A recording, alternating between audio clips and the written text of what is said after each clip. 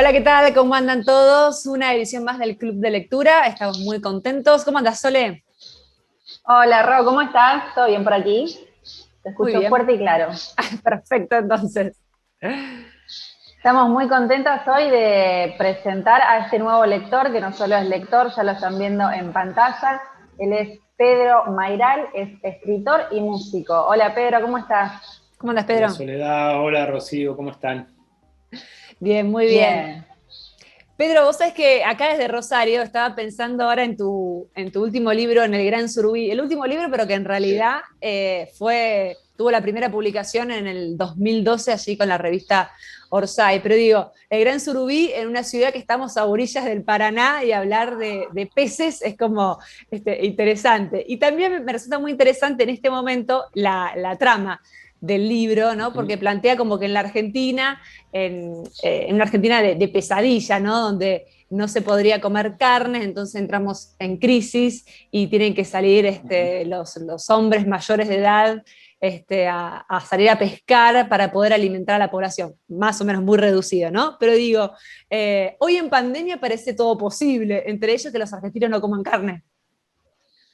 Sí, a mí me pasa que cuando me pongo distópico en mis libros, o sea, cuando me pongo catastrófico, a veces soy premonitorio, ¿no? Y me pasó con El Año del Desierto, donde hay una especie de gran deterioro, pero sobre todo hay como una pandemia en un momento enorme, y ese libro lo escribí en el 2003. Mira. Y ahora, casi 20 años después, 18 años después, eh, empezó a suceder, empezaron a suceder una cantidad de cosas parecidas a mi novela. Y con El Gran Surubí, bueno, también de pronto hay una emergencia nacional. Y ese libro también es de 2012. Y bueno, pareciera que cuando uno engancha con esa vibra en la literatura a veces te pones premonitorio, porque la Argentina, desgraciadamente, es un país súper eh, ciclotímico, ¿no? Con ciclos de construcción y destrucción. Entonces, eso pareciera estar siempre, de alguna manera, en una especie de movimiento propio distópico de la Argentina, ¿no? Así que, bueno, y sí, y el gran Surubí tiene mucho del río, tiene mucho del río. Creo que no pasan por Rosario, porque me parece que cuando es arrastrado por el gran Surubí, por el gran pez, creo que va más para el lado de Entre Ríos. Eh, es decir, que en algún momento, déjame pensar, si no es más por el lado del río Uruguay, pero sí, son los grandes ríos de llanura. Es esa la cuenca del Plata, que es un lugar que a mí me fascina. Me gusta mucho que Rosario esté al lado de un río. Me parece que le provoca una, no sé, hay algo que se va con el río. No sé, díganme ustedes, pero ¿hay algo que se limpia con el río? ¿Algo un mal humor que se va? ¿Cómo es la relación esa con el río? Y por mi parte es un poco eso, un poco tratar de ir al río para ir a buscar tranquilidad, ¿no? O a veces cruzar un poco a las islas, ya del lado de Entre Ríos, y sentirte como que estás de vacaciones, que estás en otro lugar. Pero sí, como que arrastra los sedimentos y puede ser que te arrastres un poquito, que se lleve la mala onda que uno tiene, ¿no? Ir a buscar eso. Es un poco también de vivir en una ciudad con naturaleza. Sí, digamos, piensen que el Río de la Plata en Buenos Aires no tiene orilla de enfrente visible, y eso es un poco angustiante. Es un río sin orilla de enfrente, no lo ves, tenés que subirte a un ferry varias horas. Entonces es un río un poco metafísico, como un mar muerto. La orilla de enfrente, como vos decís, es como cambiar de horizonte, incluso ves las ciudades desde enfrente, el Rosario, ¿no? Y ir a Isla Verde siempre es muy lindo, ¿no? El hecho de estar en Entre Ríos, ¿no? Cambias de provincia cruzando un puente. Hay algo muy especial ahí que a mí me encanta. Cada vez que voy a Rosario me gusta hacer ese trayecto, ir a Isla Verde, cruzar el puente, volver. Me fascina. Y bueno, y el Gran Surubí está un poco metido en ese lugar que es un lugar de cruce, ¿no? El agua, es el agua del litoral. Es un lugar de cruce, es un lugar de cruce de culturas, es una zona también muy visitada por escritores como Saer, ¿no? Ujú. O sea que, y poetas como Juan L. Ortiz, o sea que hay un alma literario en esa zona que yo traté de visitar con mi libro. Cuando hablamos de cruce y de río, a mí se me vienen a la cabeza dos imágenes. Por una parte, el río, que aquí en Rosario es un poco como contenedor de una geografía, ¿no? Y también me remite a tu obra, La Uruguaya, donde hay un cruce y se va a otro lado, el protagonista se va a otro lado, en medio de una búsqueda personal, en medio también de una crisis existencial, hay una hay una aventura amorosa que termina bien, mal ahí. ¿Qué es eso de cruzar para buscar otros horizontes, otras realidades? Yo lo tengo por acá, no sé vos, Sole. Sí, yo tengo a mano acá que tengo otra pregunta. Ah, muy bien, para después. Bueno, es bueno eso de cruzar para buscar otras realidades. Yo creo que siempre en la literatura argentina está el tema de la frontera, siempre está el tema de la frontera, ¿no? Creo que en la literatura en general, pero en la literatura argentina aparece mucho eso. Martín Fierro cruza la frontera, ¿no? Y se va con los indios, ¿no? El personaje del sur de Borges, Dalman, cruza una especie de frontera temporal, se toma ese tren al sur y viaja como casi al pasado, a un pasado de una pelea a cuchillo, ¿no? Es decir, todo el tiempo están sucediendo estos bordes, estos límites, irse para el otro lado, ¿no? Que sería un poco irse para el otro lado del espejo, como Alicia en el País de las Maravillas. Entonces, la manera en que funciona Montevideo para los porteños, y supongo que para los rosarinos quizá también, es una especie de Buenos Aires, pero chiquito, tenemos una idea medio ingenua de Montevideo, como que todos son buenos, es el paisito, se puede fumar marihuana en la calle, ¿no? Hay algo así, una idea medio progre y medio sonsa de lo que es Uruguay, que puede ser un lugar áspero.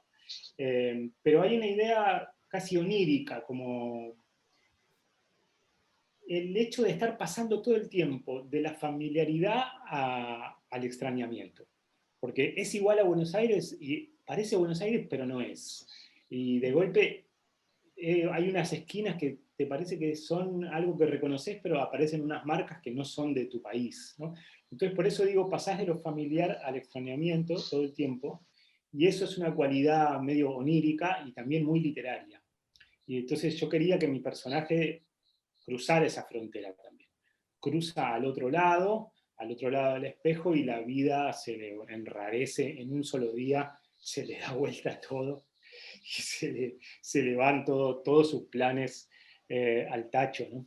Pero para eso me servía Uruguay, para hacerlo pasar al otro lado como un acelerador de partículas, no sé bien cómo explicarlo, algo así. Hablando de fronteras, pensaba, pero en realidad como fronteras en este momento en lo difícil de pasar por ahí para el otro lado, pero en el momento de la novela, o cuando vos construís la novela, cualquiera sea, hay un momento en donde sentís que está trabadísima y que es difícil pasar, digamos, puede ser el final, puede ser el momento en que tenés que construir al personaje, donde lo tenés que meter en algún lugar donde estén problemas para después sacarlo.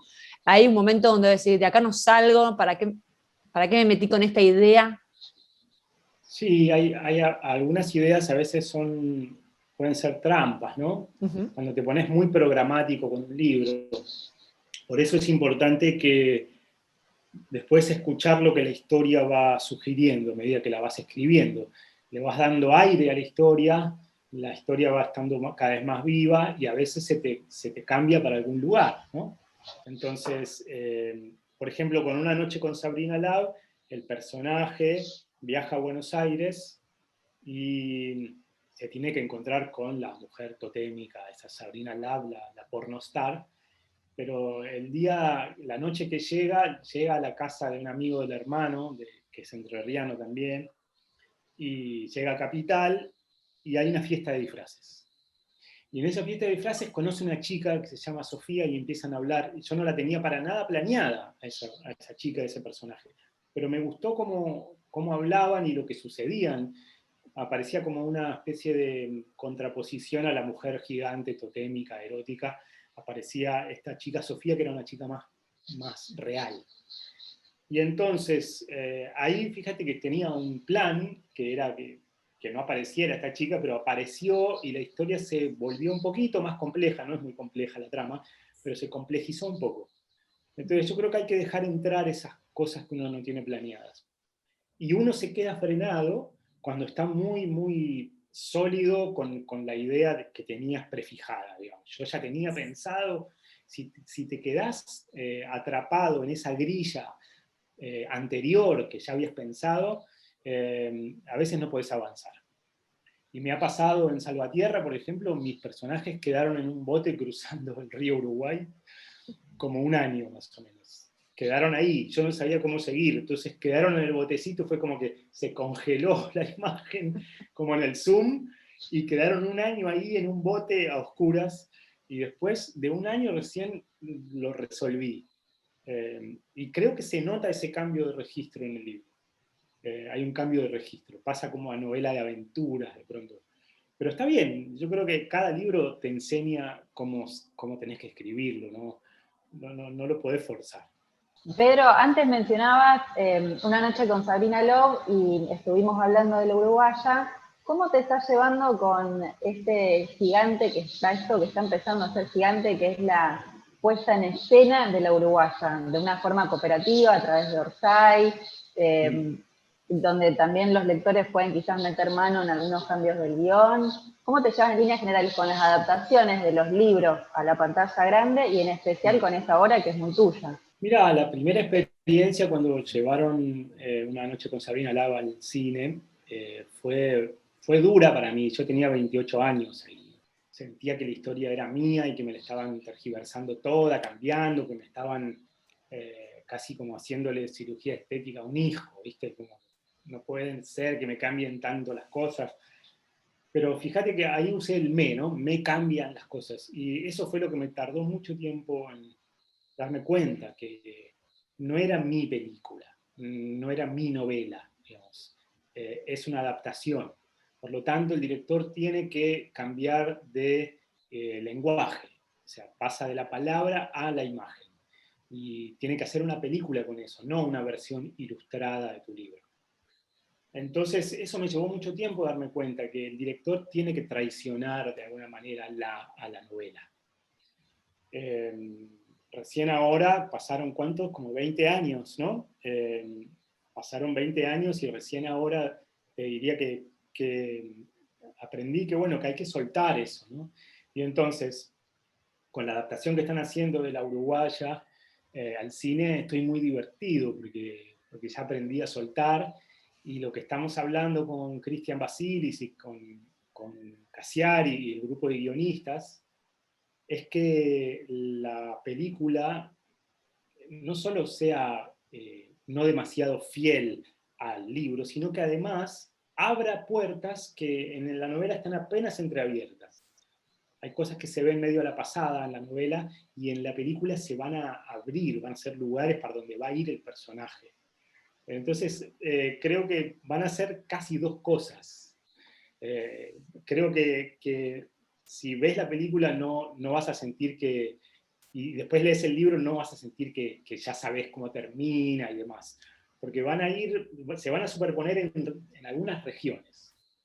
Y eso me fascina, y eso me llevó mucho tiempo aceptar que es así, que el cine es otra cosa.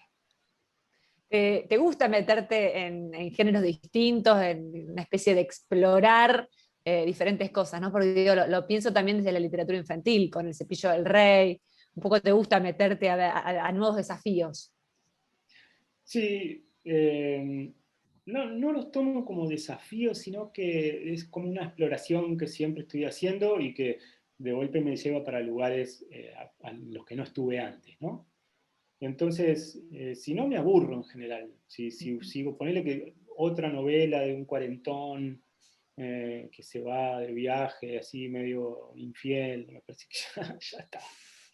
Eh, entonces, estoy todo el tiempo explorando cosas, con la música también me está pasando, o sea, estoy de a poco escribiendo canciones con músicos, yo más del lado de la letra, ¿no? Y sí, son como exploraciones, pero siempre es algo que quiero comunicar.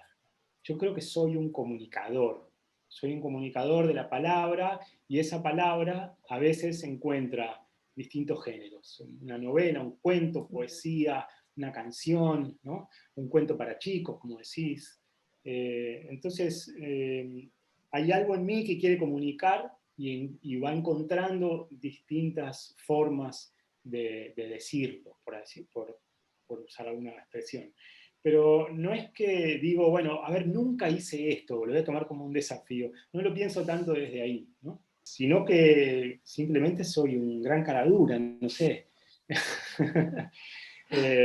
Igual a veces intento cosas que no me salen y no las muestro. En general, las cosas que muestro son las cosas que más o menos tienen algo que sale, ¿no?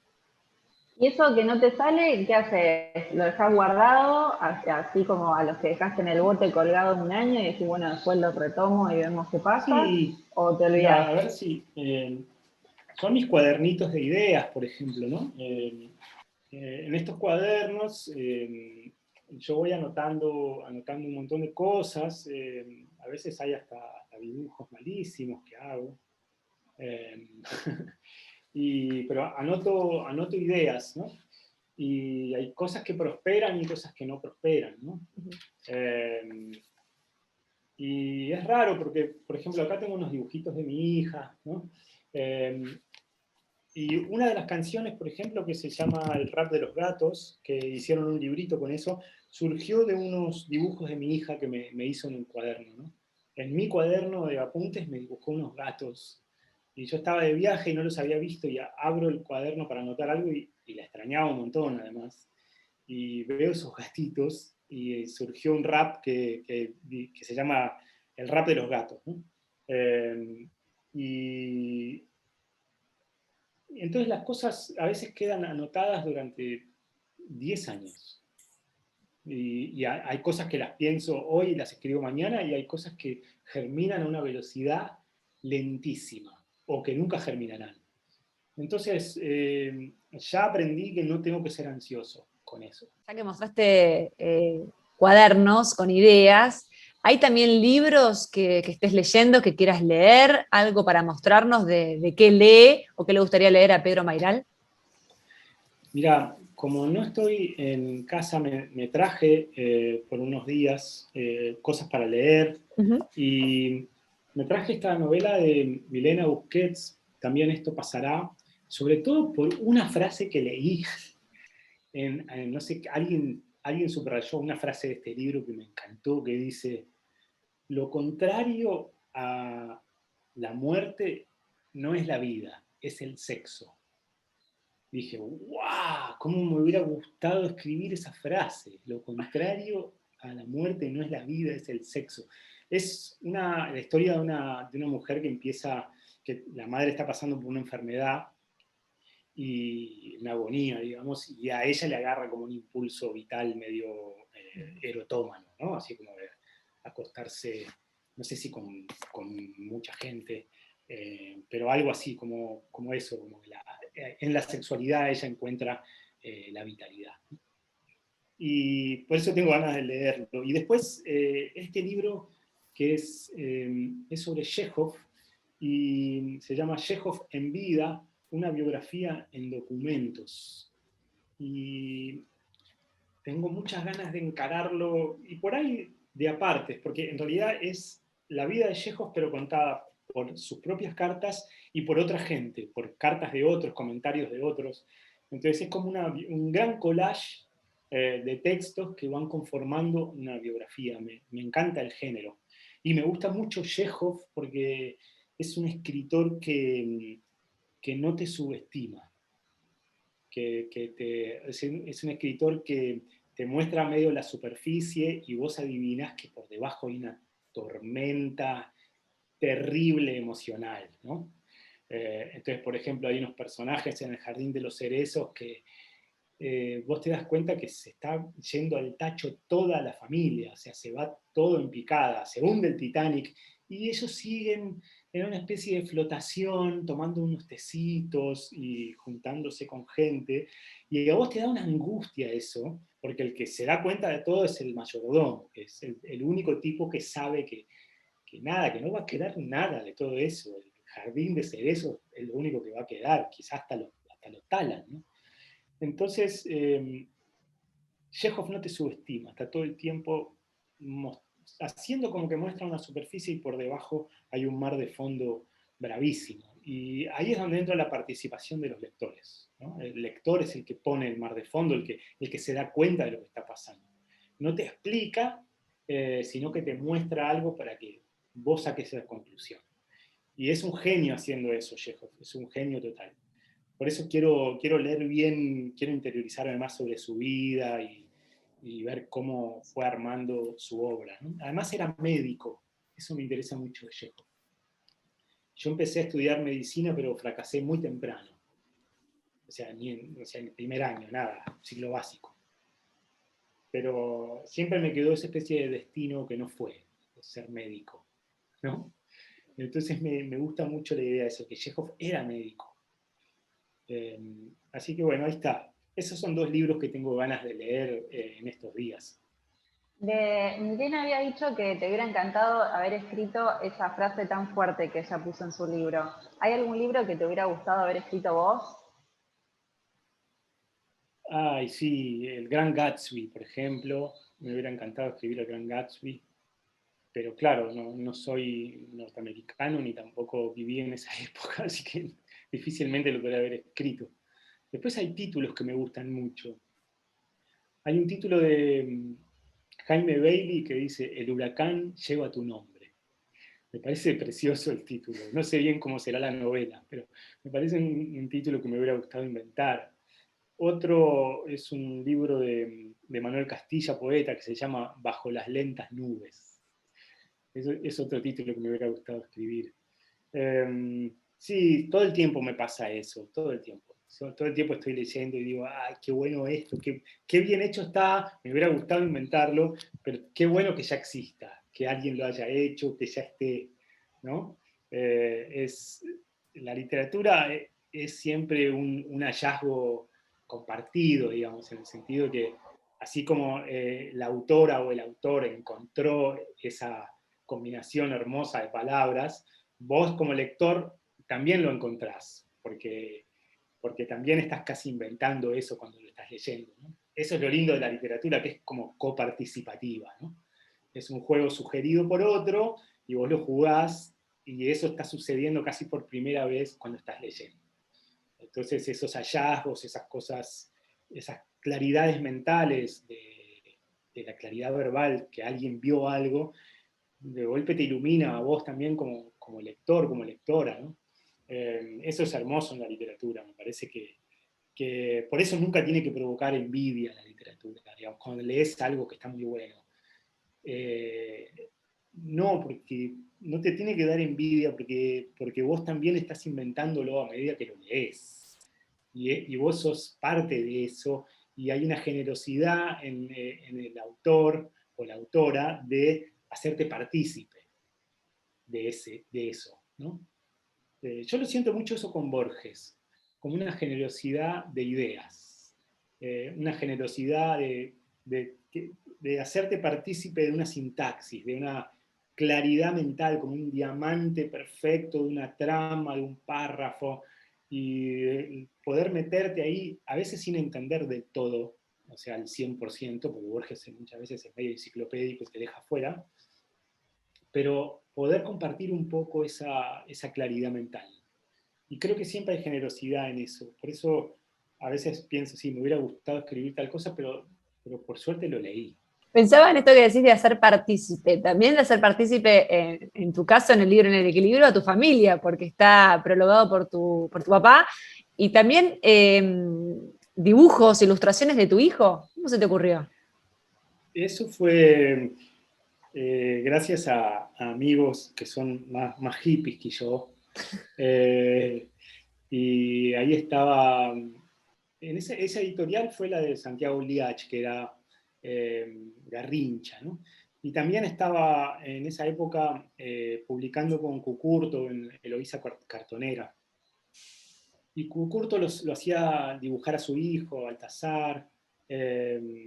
Santiago Liach lo hacía dibujar a León, su hijo, ¿no? Y entonces yo dije, qué linda esta idea de hacer un libro y pedirle a mi hijo que ilustre, ¿no?, algunas de las columnas. Era una recopilación de columnas, eso se llama El Equilibrio. Y las columnas que aparecían en perfil. Y entonces mi hijo, elegimos cada 5 columnas, elegir una para un dibujo, y hizo unos dibujos preciosos. Y en ese momento él tenía, no sé, tendría 9, 10 años. De ahí. Así que para su edad estaban muy bien los dibujos.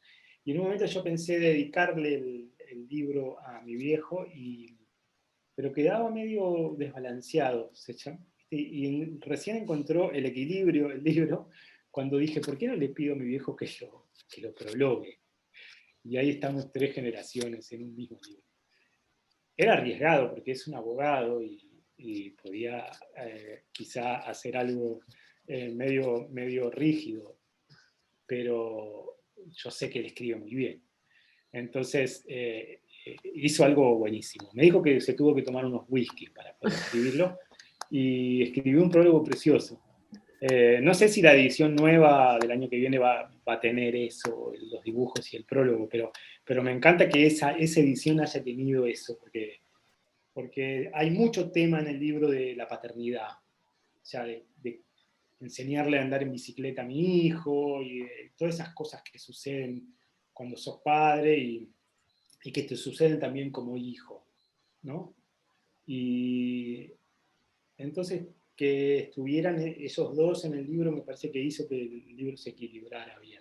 ¿Cómo, si es que lo hiciste, ¿no? ¿Cómo llevaste a tus hijos a la literatura? ¿Leen? ¿Les lees? ¿Cómo los entusiasmas? Fue muy interesante lo que pasó con el año pasado pandémico con mi hija, porque había terminado primer grado sabiendo el alfabeto, pero todavía no lograba leer. Y cuando empieza el año pasado y enseguida se interrumpen las clases y estaba en casa y no quería leer, no le interesaba leer, porque no le parecía que tuviera un fin ese código. Entonces hablé con una fonoaudióloga que me dio una idea buenísima, que era hacer una búsqueda del tesoro. Es decir, que en unas palabras, anotaba unas frases por la casa y ella tenía que ir leyendo, y después de eso había un chocolate o algo así. Entonces el código pasó a tener una función. Si ella descifraba eso, después había un chocolate al final. Y ahora, un año después, lee Harry Potter así, libros así.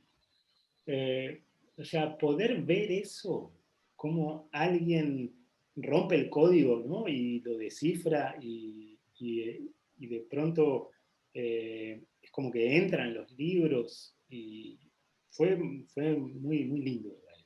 Fue muy lindo de ver, y yo sabía que le iba a suceder rápido una vez que se sacaran la angustia esa de que no sabían leer, ¿viste? Así que ahora lee sola, y es muy lindo verla leyendo. Yo le saco fotos leyendo, ¿no?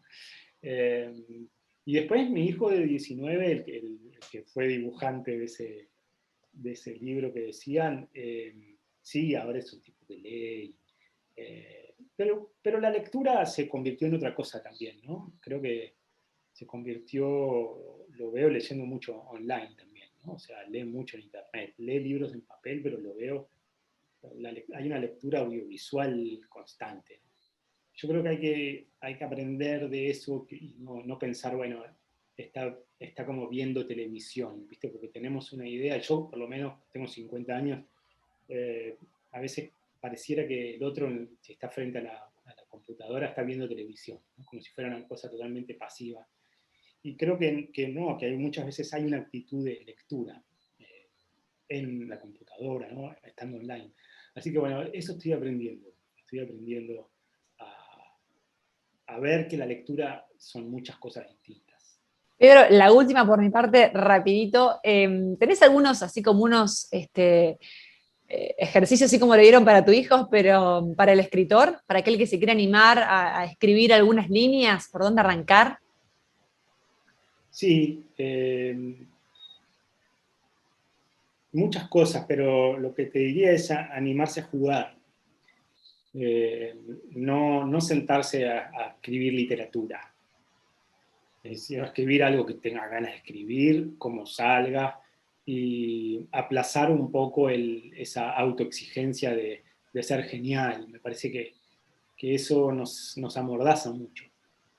Nos amordaza mucho. Yo en un momento, durante muchos años, dejé de tocar la guitarra porque me di cuenta que no era Paco de Lucía tocando la guitarra. Y recién pude recuperar la música cuando le compré un ukelele a mi hija y se lo robé y empecé a tocar de vuelta. Y como eso era un jueguito y era algo al costado del super show y la exigencia guitarrística, volví a la música, pero porque me estaba divirtiendo. Entonces, escribir en algún formato que te guste, hay gente que encuentra de golpe en Facebook o en Instagram o en Twitter o en alguna plataforma online o en un cuadernito, alguna plataforma que te resulte, que te guste, y escribir cosas que te interesen y sin estar pensando el resultado de eso. A ver si esto es una futura novela o cuál es mi posición como escritor. Yo veo muchas veces eso, la gente pensando en bueno, desde dónde me posiciono con respecto a la literatura. Pará, primero escribí algunas cosas, divertirte haciendo eso, o sacar la angustia para afuera, porque también a veces hay una escritura que es muy catártica. Cualquier cosa que te sirva para escribir es válida. Eso diría, es lo que diría. Cualquier cosa que te sirva para escribir es válida. Porque cada uno escribe desde una zona muy particular. Muchísimas gracias, Pedro, por compartir con nosotras estos consejos y tantas otras experiencias de vida, lecturas. Ha sido un placer tenerte aquí en el club. Hermosa charla. Muchísimas gracias, Soledad, muchísimas gracias, Rocío, por la invitación. Y bueno, ojalá la próxima ya cara a cara en Rosario. Bueno. Ojalá que sí. Te esperamos. Comiendo una boga ahí abajo. Ahí cerquita del río, por supuesto. Sí, totalmente. Sí. Dale, llamamos y te llevamos. Me encantaría volver para allá. Ojalá estemos todos vacunados y se acabe pronto la pandemia. Gracias, Pedro. Un beso enorme. Gracias a ustedes. Hasta luego.